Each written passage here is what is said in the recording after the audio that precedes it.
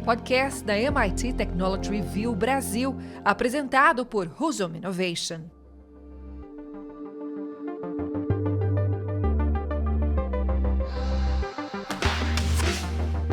Olá, sejam bem-vindos e bem-vindas ao podcast Energy Center da MIT Technology Review Brasil. Eu sou Hudson Mendonça, editor executivo da MIT Technology Review e sócio fundador da Husum Innovation. No episódio de hoje, vamos falar sobre a Asted, empresa dinamarquesa que vem registrando diversos marcos na indústria europeia de transição energética. Para me ajudar a traçar esse raio-x, tenho novamente ao meu lado Tomás Gomes, jornalista especializado em negócio e inovação. E aí, Tomás, tudo certo? Oi, Hudson, tudo certo? E você? Oi, pessoal, tudo bom? Vamos para mais um episódio, então. Bom, Hudson, para a gente começar nosso episódio, esse raio-x que a gente vai fazer da Asted, eu queria que você passasse um panorama geral sobre a empresa e sobre o histórico e as soluções que ela vem desenvolvendo, até para quem está escutando a gente hoje conhecer um pouco mais sobre o tema do nosso episódio. Super legal, Tomás. A gente aqui geralmente faz esses raio-x com as empresas Cleantech to Watch. A gente está falando aqui da Asted, que não é exatamente uma startup, ela é um pouquinho maior do que isso. Ela é uma empresa gigantesca, uma empresa que teve faturamento, receitas na ordem de 11,4 bilhões de dólares no ano passado, em 2023, lucros de 370 milhões de dólares, mais de 9 mil funcionários, uma empresa gigantesca. Mas ela tem uma característica muito legal de startups, que é a pivotagem. A empresa ela foi fundada em 2006, na Dinamarca, e ela é uma empresa de energia, como a maior parte das empresas de energias grandes, antigamente tinha o seu negócio principal focado em combustíveis fósseis. Em 2008, 85% da geração de calor em energia da Asted era oriunda de combustíveis fósseis, de origens fósseis, principalmente petróleo. E em 2019, 11 anos depois, ela inverteu essa proporção. Então ela passou a produzir muito mais energia renovável do que energia oriunda de fontes fósseis, como petróleo e gás, carvão. E hoje é um número, depois de 2019, apenas 5 anos depois desse grande marco de inversão, ela chegou a 91% do portfólio de geração de energia da Asted é oriunda de fontes renováveis. Então, uma grande pivotagem aí que demorou 10 anos, uma empresa de bilhões de faturamento. Então, é uma gigante startup. Às vezes, a gente encontra isso aí na área de energia. O grande foco da Asted é energia eólica, em especial eólica offshore. Eles são super especializados, tem vários parques em operação desse tipo de energia. Provavelmente são uma das maiores empresas do mundo que estão operando em eólica offshore. Então, durante 2 décadas, eles realmente lideraram esse movimento, desde as primeiras eólicas offshore de menor porte até os grandes aerogeradores aí, que ultrapassam 100 megawatts cada um de potência instalada. Então, ela mobiliza realmente uma grande cadeia relacionada à eólica offshore. A Asted também, embora ela tenha focado bastante em eólica, especialmente eólica offshore, ela também tem diversificado bastante outras fontes de energia renovável. Então ela tem atuado com hidrogênio, com energia solar, com armazenamento em baterias, bioenergia, principalmente para aquecimento, cavaco, pellets, muito comum na Europa, a utilização de bioenergia para geração de calor. Então ela tem realmente se tornado uma empresa muito diversificada em relação a fontes sempre renováveis, sempre com esse olhar. Uma vez ela consolidada, principalmente na Dinamarca, que é o país de origem dela, Alemanha, Reino Unido, ali nas redondezas, ali na Europa, ela começa agora um grande movimento de expansão, seja na própria Europa, indo para países como Polônia e outros países mais próximos, como também fora. Então ela tem se expandido de maneira bastante agressiva com sua presença nos Estados Unidos, onde começa agora a ter alguns projetos de grande porte, principalmente em Nova York, Nova Jersey e também alguns na região da Ásia e Pacífico. Então é uma empresa dinamarquesa, que era uma empresa muito focada em combustíveis fósseis, pivotou uma vez para se tornar uma empresa de energia renovável, predominantemente de energia renovável, com mais de 90% hoje do portfólio em energia renovável, e agora começa um processo de expansão internacional, o que faz, obviamente, ela ser uma Clean Tech to Watch, uma empresa que de fato está fazendo, né, a diferença na transição energética como uma das líderes, né, em soluções de baixo carbono. Muito bom, Hudson. E aí, pensando agora no potencial de impacto que a Asted pode gerar, né, tanto ali nos mercados que ela atua, como globalmente, queria que você falasse um pouco sobre isso, né?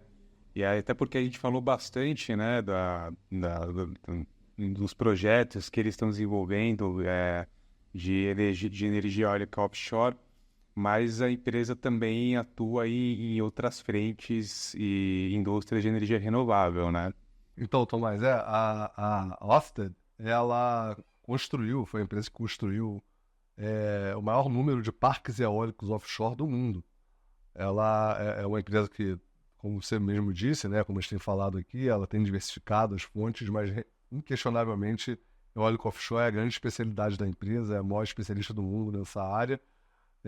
Ela tem construído parques eólicos em terra, solares em terra também, possui instalações de armazenamento de bateria. Isso é uma coisa que sempre volta quando a gente fala de energias renováveis, principalmente eólica e solar, né? O problema da intermitência, né? A gente vai falar um pouquinho mais aí sobre isso. Então, ela também tem atuado com usinas de biomassa, que resolve um pouco dessa questão da geração e da intermitência, e também da questão de armazenamento via baterias de energia eólica, né, de energia elétrica de maneira geral.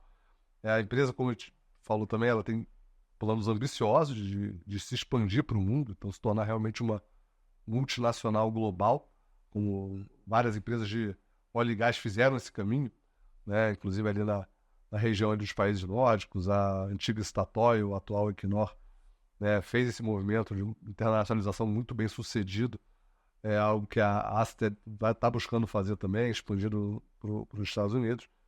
E em termos de números, né, até 2022, ela havia instalado mais de 15 gigawatts de capacidade de energia renovável em todo o mundo, né, que é o suficiente para abastecer, para ter um parâmetro aí de comparação, 12 milhões de lares nos Estados Unidos, né, com padrão de consumo americano, que é um padrão de consumo super alto, em termos de consumo energético. Então é realmente um potencial muito grande ao redor do mundo. E os planos de expansão dela são ainda mais agressivos, né? Até 2030, ela pretende atingir 30 gigawatts de energia eólica offshore. Então a gente está falando aí de 6 anos para praticamente dobrar a capacidade atual da empresa de maneira geral e triplicar a sua capacidade total de energia renovável, né? E aí botando mais 15 gigawatts nessa conta de energia renovável de outras fontes, né? Que além das eólicas e eólica offshore. Então, para ter uma referência do tamanho desse número, a administração Biden, né, a administração do governo dos Estados Unidos, tem a mesma meta para todos os Estados Unidos. Então, a meta para o governo Biden de capacidade instalada de eólica offshore é 30 gigawatts, é o que a Ørsted sozinha quer alcançar no mundo inteiro. Pelo mundo inteiro, obviamente, uma parte disso nos Estados Unidos. Então, realmente é um plano muito, muito, muito ambicioso e com a capacidade de impacto muito grande nesse panorama da transição energética europeia, mas também global. E os desafios, né, que ela está enfrentando para atingir esses objetivos, essas metas que, como a gente está vendo, são muito ambiciosas? Então, Tomás, alguns desafios que a Asted vai passar são fatores, né, macro, são fatores estruturais do setor. A indústria de eólica offshore, ela tem encarado uma pressão econômica muito grande devido à cadeia de suprimentos. A gente já falou aqui no episódio sobre eólica e eólica offshore, os componentes das pás eólicas, das torres, das nacelles, são componentes complexos e quase todos eles têm passado por processos de aumento de preço devido ao aumento de demanda. Inflação, né, que aí gera uma consequência tanto dos materiais como dos próprios equipamentos como um todo. E aí a gente sempre volta naquela discussão, né, da transição energética. Tem muito a ver com o preço. Então, se o preço do petróleo sobe ou desce, isso afeta os projetos, né, de eólica, de solar. Se o preço do painel solar ou dos materiais de eólica offshore sobem ou descem, você às vezes inviabiliza ou se torna altamente lucrativo um projeto de um parque eólico, por exemplo, né, que geralmente demora alguns anos para ser construídos, né, 2, 3, 4, 5 anos às vezes, e você tem uma dificuldade de ter essa previsibilidade. Então, quando a inflação sobe, quando os custos da cadeia de suprimento sobem, você pode ter um problema de viabilidade do próprio projeto. E o aumento de taxa de juros. Como eu disse, são projetos de longo prazo. Então, a lógica de financiamento, o setor financeiro, tem um papel fundamental na viabilização aí da transição energética, algo que a gente está sempre discutindo aqui também, né? A parte financeira por trás da transição energética, essa conta tem que fechar. Do ponto de vista técnico, a Asted tem um projeto que é super interessante, é o Hornsea 3, que é o maior parque eólico do mundo, com quase 3 gigawatts de potência instalada nesse mesmo parque. Só lembrando, toda a capacidade da Asted até hoje é 15%, então é 20%, um parque eólico, 20% de toda a capacidade disso, 10% do que os Estados Unidos quer implementar de energia eólica offshore. Até 2030 é um projeto só, então é um projeto realmente muito significativo, com um investimento estimado de 10 bilhões de dólares, né, no Reino Unido, e é um projeto que está em risco por causa desse econômico, né, que a gente falou, relacionado, talvez precise de um suporte governamental para ele se tornar viável, alguns ajustes de preço. Então, realmente é algo que a gente precisa ficar de olho, é um grande desafio aí que a Asted vai enfrentar.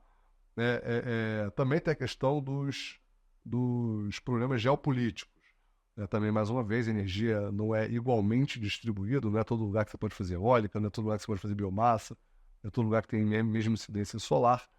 Né, e você tem um problema da insegurança energética que, como a gente volta e meia fala aqui também, cresceu muito, né, em termos de atenção da população, principalmente depois lá da guerra da Ucrânia, da Rússia e da Ucrânia. É o risco da Europa não ter o abastecimento de gás vindo da Rússia, devido à guerra. Então a gente começa a ter toda essa discussão geopolítica relacionada ao desafio do crescimento de energias renováveis, principalmente de fontes intermitentes como a fonte eólica. Então, por causa dessa questão da insegurança energética, por exemplo, a Asted teve que continuar queimando combustíveis fósseis a pedido do governo dinamarquês, né, induzir a carvão, a petróleo, para fornecer eletricidade, para manter a segurança energética do país. E aí ela, por causa dessas questões geopolíticas, ela não conseguiu atingir a meta dela, que era bater 95% da energia através de fontes renováveis. Chegou a só 91%, que é um número bem significativo, mas não conseguiu bater essa meta a tempo do que elas estão tentando colocar. E aí também, mais um ponto, acho que tem os desafios técnicos, né? A gente falou dos setoriais, macroeconômicos, dos geopolíticos, mas os desafios técnicos, os aerogeradores estão crescendo em grande quantidade, o maior do mundo não é da Asted, é o aerogerador chinês de 16 megawatts, mas a Asted, obviamente, é um grande player, tem investido em aerogeradores de grande porte.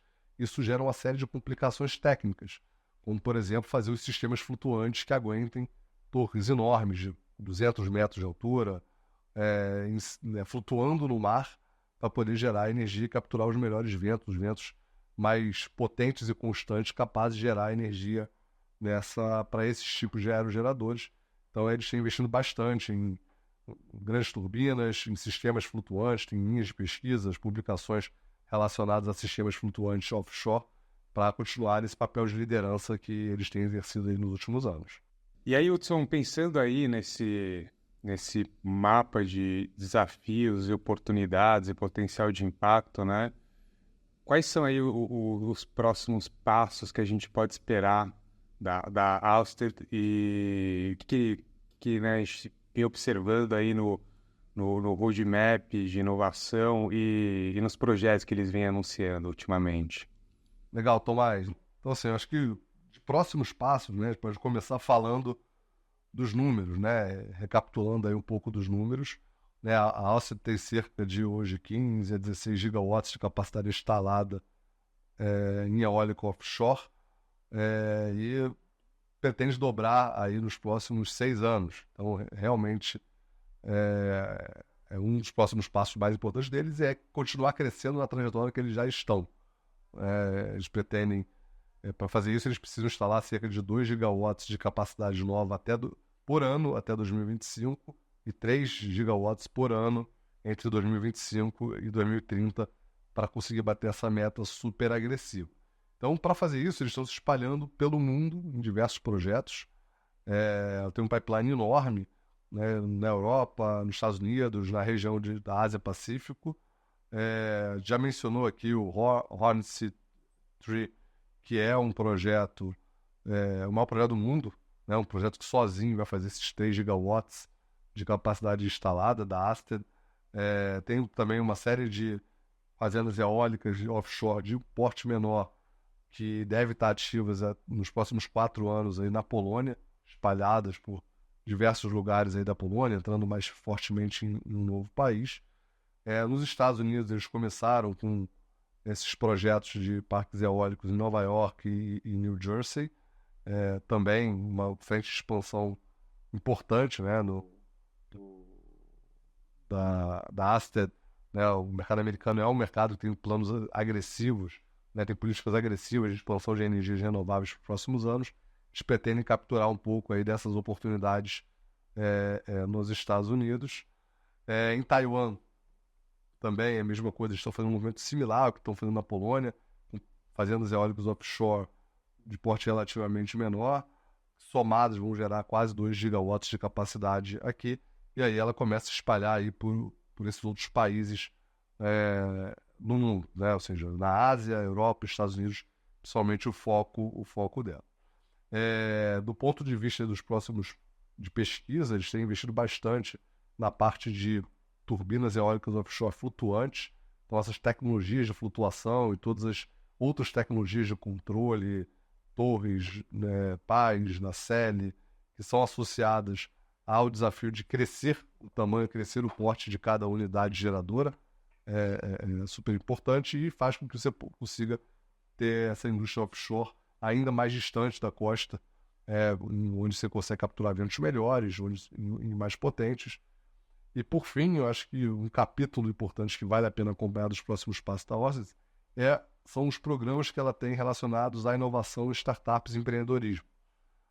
A Asted, ela tem um programa chamado Asted Propel, que é um programa de colaboração com startups. Acho que várias empresas de energia estão entrando nesse mundo das startups, né, com fundos corporate venture capital, programas de aceleração, e uma série de iniciativas. Então, a Asted não está fora desse movimento, né, através do Asted Propel, em parceria com a Rockstar, uma outra aceleradora.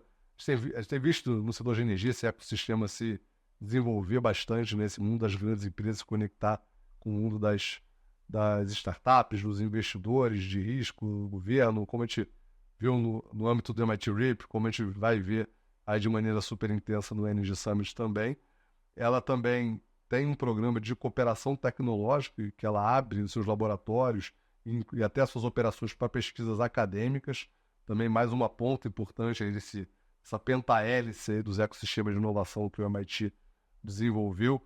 Então, elas têm uma série de publicações científicas, inclusive no site delas, vale super a pena acompanhar também o que eles estão publicando nessa área.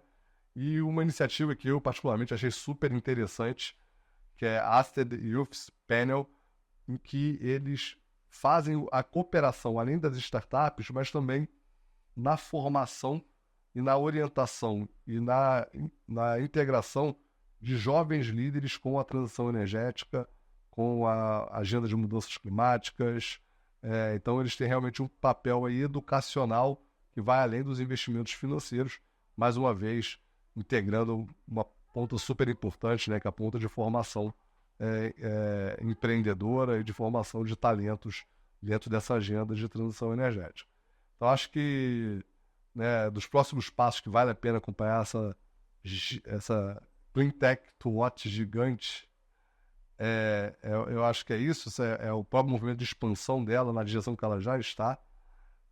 A questão das tecnologias e cooperação na área de turbinas eólicas offshore flutuantes e os programas de startup, de cooperação, inovação e empreendedorismo, sejam com startups, sejam com universidades e sejam com jovens líderes.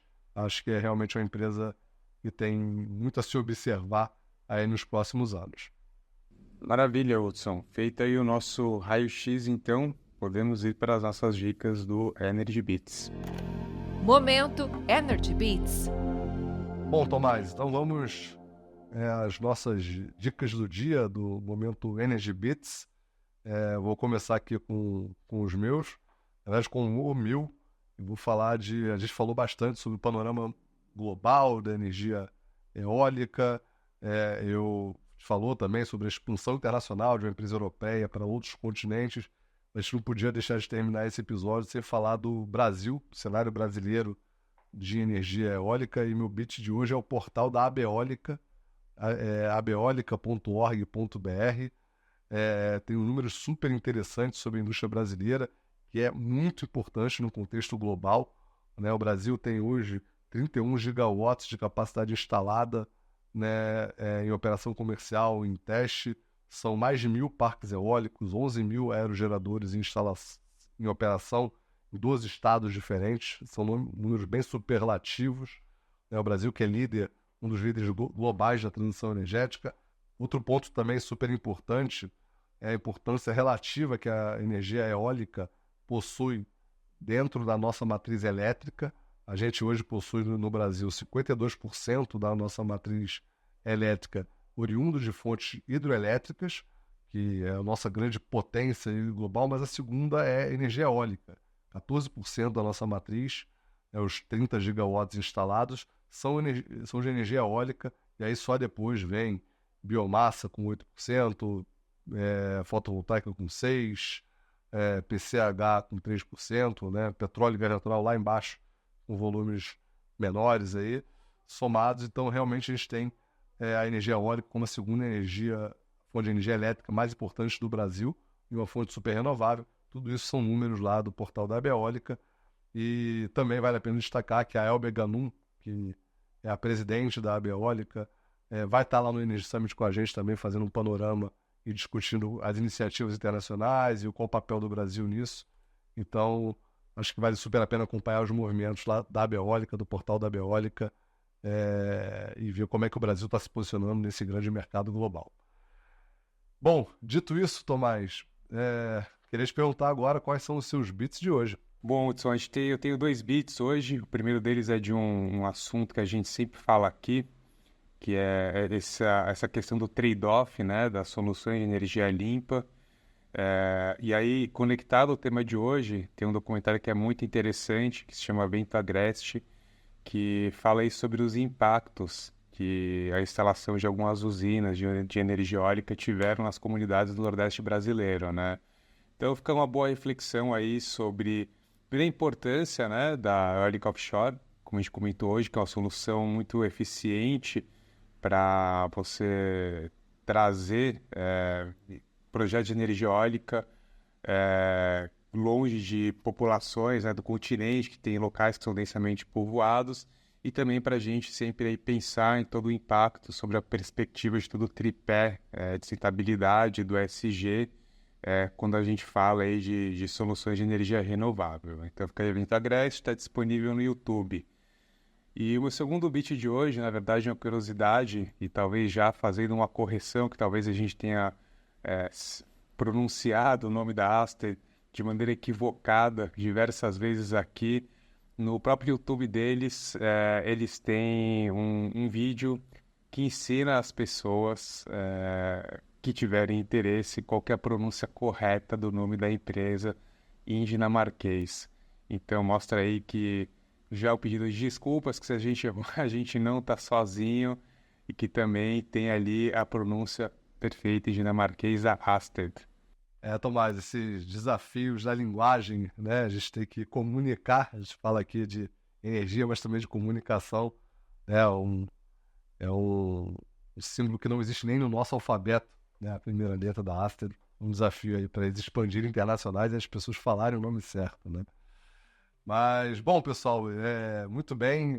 A gente termina aqui mais esse episódio do podcast Energy Center, da MIT Technology Review. Mais uma vez, muito obrigado por passarem esses minutos com a gente. Não deixe de nos seguir no perfil da MIT Technology Review Brasil, na sua plataforma de podcast preferida, assim como nas redes sociais e no nosso site. Vai lá. Tomás, mais uma vez, muito obrigado pela parceria e pela conversa. Valeu, Hudson. Obrigado, pessoal. A gente se vê na semana que vem. Até lá. Podcast da MIT Technology Review Brasil, apresentado por Husum Innovation.